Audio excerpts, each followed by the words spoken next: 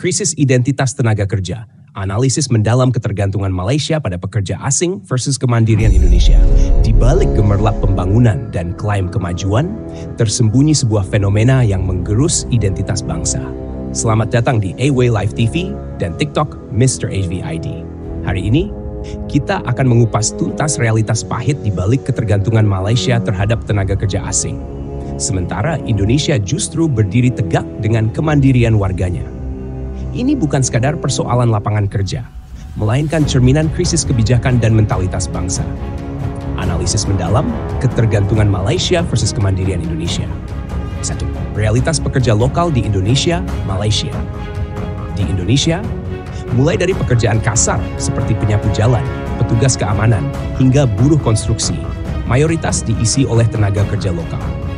Anak muda tidak segan menjadi kurir, staf administrasi, atau pekerja di sektor informal. Negara masih memberikan ruang bagi warganya untuk berkembang dari bawah. Sebaliknya, Malaysia menghadapi krisis identitas tenaga kerja. Sektor-sektor vital seperti konstruksi, manufaktur, dan perkebunan kini didominasi oleh pekerja asing dari Bangladesh, Nepal, dan Myanmar. Penduduk lokal kesulitan bersaing, bahkan di negeri sendiri. Wajah kota-kota besar Malaysia perlahan berubah, tidak lagi mencerminkan budaya Melayu, melainkan lebih menyerupai Asia Selatan. Akar masalah, mentalitas atau kebijakan. Fenomena ini bukan semata-mata kesalahan pekerja asing, melainkan merupakan kegagalan sistemik. Penolakan lokal terhadap pekerja adi, kotor, berbahaya, sulit. Masyarakat Malaysia enggan mengambil pekerjaan di sektor perkebunan, konstruksi, atau layanan dasar. Kebijakan pemerintah yang ambigu. Di satu sisi, Malaysia membekukan kuota tenaga kerja asing sejak Maret 2023. Tetapi di sisi lain, praktik penyelundupan dan pelanggaran kontrak masih marak. Ketimpangan upah dan kondisi kerja. Pekerjaan tinggi sering dianggap tidak sepadan dengan gaji yang ditawarkan, sehingga banyak pemuda lebih memilih menganggur. Dampak sosial dan ekonomi. Erosi identitas nasional. Dominasi pekerja asing mengubah demografi dan budaya urban Malaysia. Pengangguran terselubung, warga lokal kehilangan peluang kerja namun enggan terjun ke sektor TD. Ketergantungan yang berbahaya.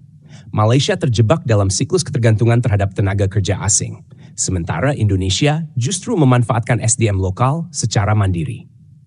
4. Langkah solutif. Apa yang bisa dipelajari dari Indonesia?